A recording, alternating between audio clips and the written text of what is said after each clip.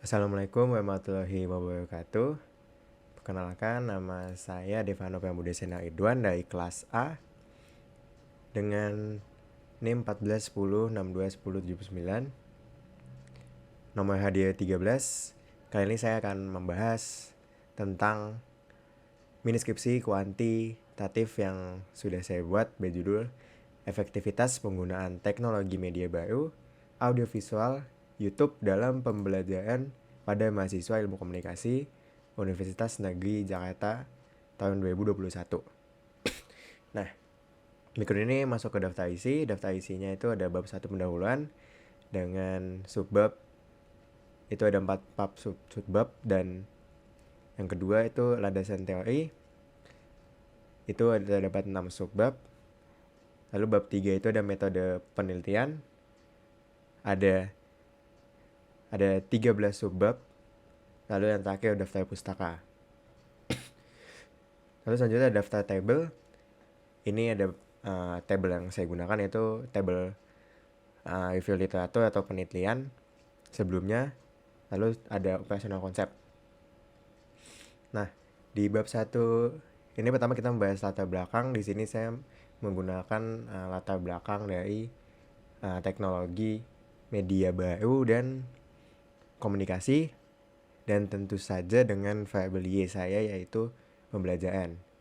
Jadi saya menggunakan latar belakang dari ketiga hal tersebut. Sini ada latar belakangnya yang bisa dilihat dan dengan sumber-sumbernya. Lalu selanjutnya perumusan masalah. Perumusan masalah ini untuk penelitian ini yaitu apakah teknologi media audiovisual YouTube efektif dalam kegiatan pembelajaran mahasiswa ilmu komunikasi Universitas Negeri Jakarta. Lalu ada tujuan penelitian. Tujuan penelitian ini untuk mengetahui efektivitas dari teknologi media audiovisual YouTube dalam kegiatan pembelajaran mahasiswa ilmu komunikasi Universitas Negeri Jakarta. Lalu ada manfaat penelitian. Di sini manfaat penelitian ada dua, yaitu secara akademis dan secara praktis. Secara akademis itu, penelitian ini diharapkan dapat bermanfaat untuk kajian ilmu komunikasi, khususnya dalam bidang media baru. Lalu selanjutnya, manfaat penelitian secara praktis. Hasil penelitian ini dapat bermanfaat untuk para praktisi ilmu komunikasi, khususnya praktisi proses komunikasi mengenai komunikasi informasi dari media baru terhadap pemenuhan informasi audiens. Lalu kita masuk ke landasan teori. Di sini ada konsep. Di sini ada dua konsep yang saya gunakan, yaitu konsep teknologi media baru sebagai audiovisual. Lalu yang selanjutnya ada kemajuan teknologi dalam pendidikan. Di sini ada beberapa referensi jurnal yang saya masukkan ke sini, dan juga ada beberapa referensi buku yang berkaitan dengan penelitian ini, dan juga berkaitan dengan konsep dari penelitian yang saya lakukan.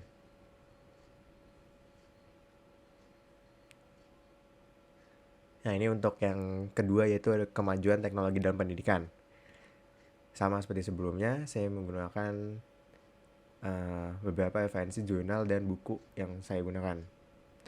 Lalu di sini ada review literatur. Di sini kita menggunakan 10 review literatur. Ini yang pertama yang dilakukan oleh Fatihulis Afnan, Farida Rohmawati, Dini Dwi Syahputi dengan judul Efektivitas Media Animasi Audiovisual dalam Kuliah Daring Keterampilan Membaca. Di sini juga terdapat hasilnya yang diperoleh oleh penelitian dalam literatur pertama yang bisa kalian lihat sendiri. Lalu yang kedua itu berjudul Efektivitas Penggunaan Media Pembelajaran e-learning pada mata kuliah Kowe-Dulugoh di Prodi PAI FAI UHAMKA. Nah, di sini juga terdapat tujuan dan hasil dari penelitian tersebut. Lalu yang ketiga itu efektivitas media pembelajaran audiovisual pada pembelajaran daring terhadap hasil belajar IPA siswa kelas 1, kelas 4,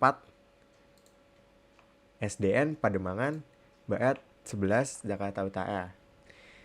Di sini juga ada Sama seperti tadi ada tujuan dan juga hasil penelitian yang bisa teman-teman baca. Lalu selanjutnya yang keempat, efektivitas YouTube sebagai media pembelajaran jarak jauh.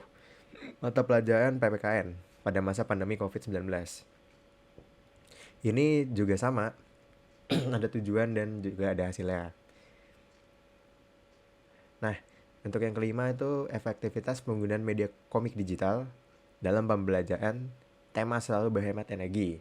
Sini saya menggunakan komik digital karena komik digital itu juga termasuk ke dalam audio visual.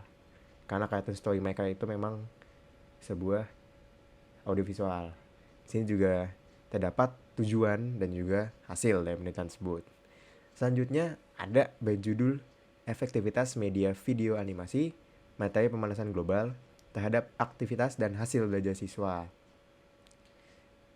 Nah, di sini video animasi itu merupakan media baru dan audiovisual. Lalu hasil belajar itu merupakan salah satu dari hasil pembelajaran. Salah satu kategori dalam pembelajaran yaitu menjadi hasil belajar. Dan itu masih berkaitan dengan pembelajaran. Nah, di sini juga terdapat tujuan dan juga hasil. Lalu selanjutnya berjudul efektivitas media audiovisual pada pembelajaran daring terhadap hasil belajar Penjaskes kelas 5 sekolah dasar. Di sini juga ada tujuan dan hasilnya. Lalu selanjutnya efektivitas media audiovisual dalam pembelajaran PAI daring di MTS Negeri 9 Yogyakarta. Nah, di sini juga ada tujuan dan juga hasil yang bisa baca sendiri. Nah, selanjutnya itu efektivitas media audiovisual dalam meningkatkan minat belajar siswa mata pelajaran pendidikan agama Islam di MA Darul Akhlak. Nah, di sini untuk bahasanya kan minat belajar. Namun kembali lagi minat belajar itu masih termasuk ke dalam suatu pembelajaran gitu. Di sini juga ada tujuan dan juga ada hasilnya. Nah, yang terakhir itu efektivitas media audiovisual dalam meningkatkan hasil belajar siswa pada pembelajaran IPS terpadu kelas 7 MTS Al Yusufiyah. Sama seperti tadi, hasil belajar masih termasuk dalam pembelajaran. Nah, penelitian ini juga ada tujuannya dan juga ada hasilnya. Lalu ini adalah tabel untuk review literatur yang sudah dibagi-bagi dari nomor judul, peneliti, tahun, dan perbedaan. Yang bisa kalian lihat sendiri di sini.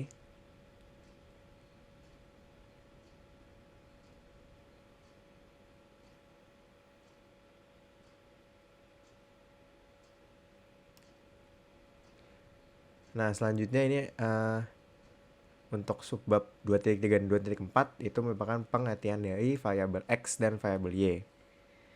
Nah, untuk subbab 2.5 model penelitian, di sini saya masukkan dua model penelitian yang ingin saya teliti, yaitu untuk X-nya itu media audiovisual, untuk Y-nya itu pembelajaran. Jadi media audiovisual tanda panah mempengaruhi pembelajaran, seperti itu. Nah, masuk ke subbab 2.6, hipotesis teori.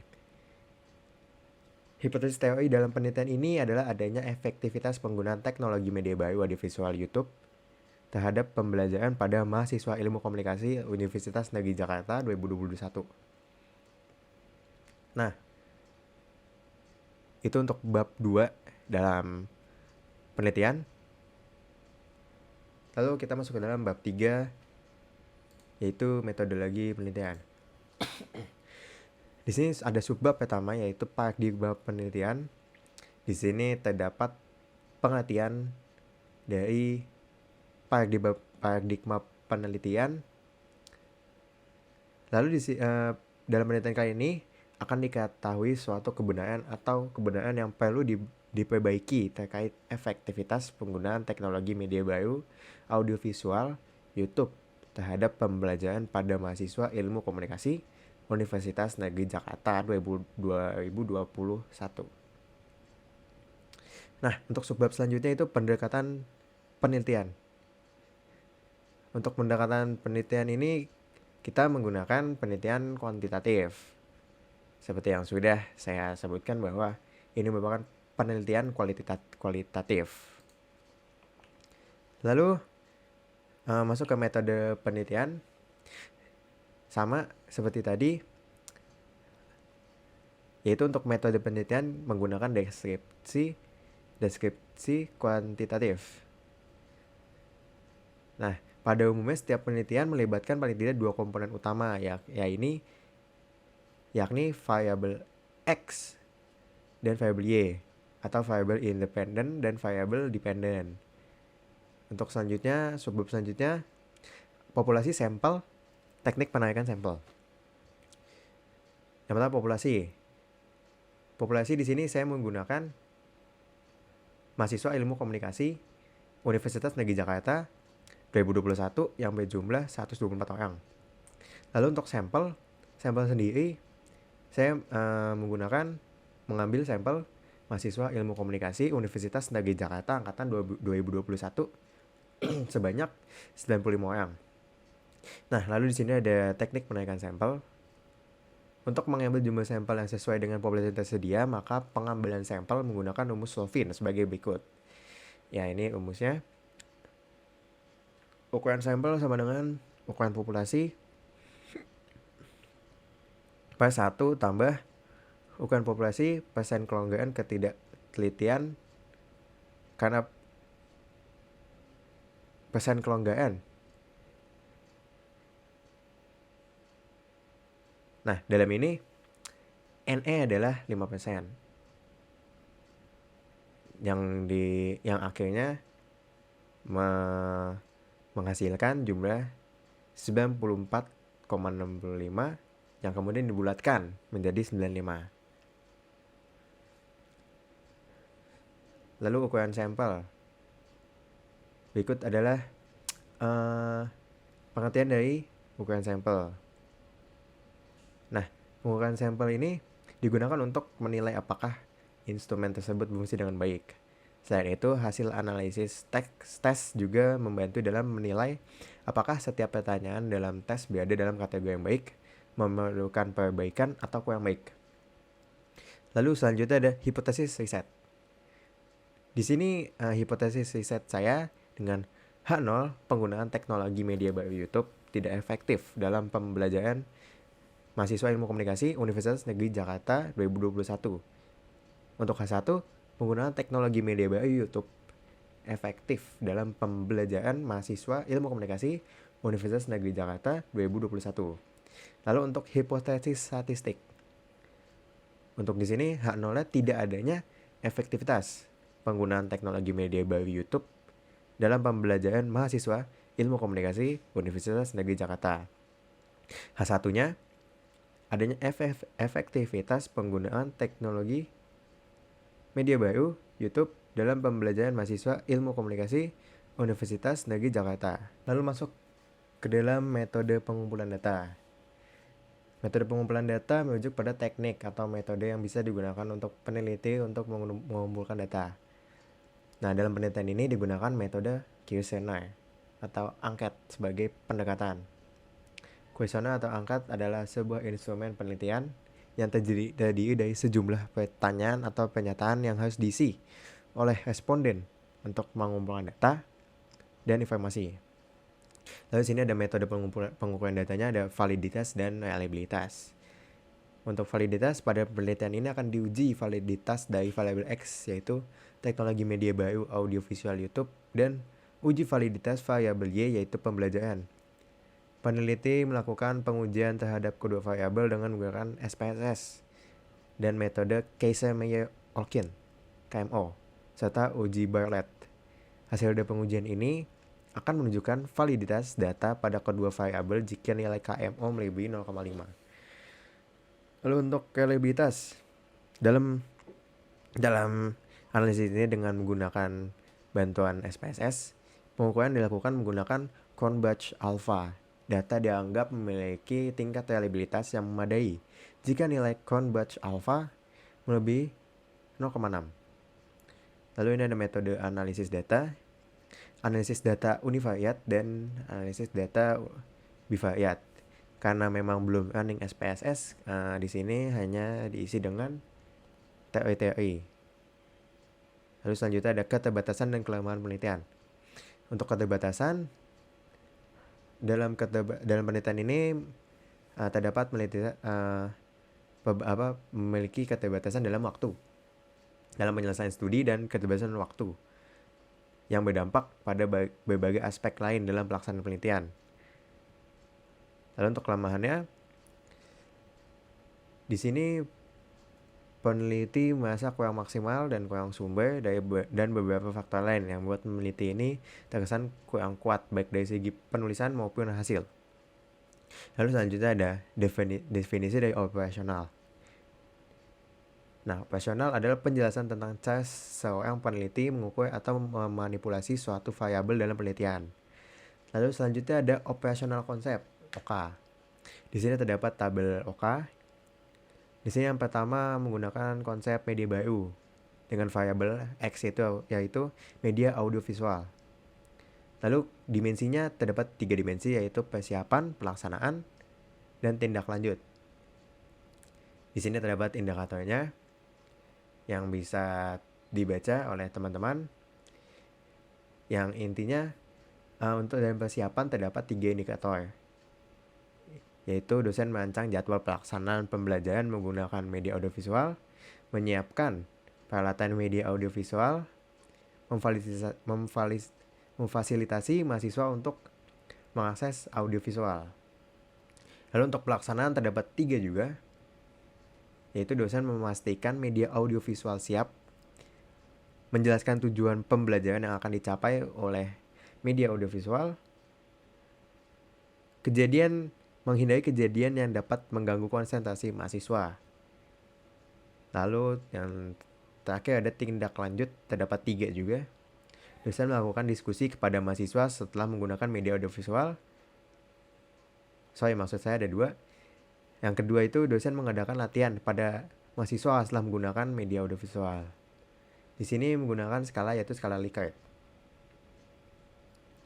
Oke, untuk selanjutnya skala yang kedua itu ada pendidikan. Konsep yang kedua itu ada pendidikan dengan variabel yaitu pembelajaran dengan dimensi perencanaan, pelaksanaan, dan evaluasi. Terdapat 3 dengan masing-masing indikator, yaitu perencanaan, menyiapkan pembelajaran, menyusun rancangan pembelajaran, mempersiapkan lomba penilaian. Lalu untuk indikator yang kedua dalam pelaksanaan terdapat 3, melakukan presensi, menyajikan materi secara menarik, lakukan sesi diskusi bersama mahasiswa. Nah, yang terakhir evaluasi, terdapat 2 indikator, yaitu dosen melakukan evaluasi pembelajaran dan melakukan pembinaan dan kegiatan administratif. Di sini menggunakan skala yang sama, yaitu skala Likert. Oke, selanjutnya ada daftar pustaka yang bisa dilihat oleh teman-teman, dan ini menggunakan Mendeley. Jadi cukup sekian presentasi dari penelitian efektivitas penggunaan teknologi media baru audiovisual YouTube dalam pembelajaran pada mahasiswa Ilmu Komunikasi Universitas Negeri Jakarta. Saya Devano Pramudesena Ridwan, pamit undur diri. Wassalamualaikum warahmatullahi wabarakatuh.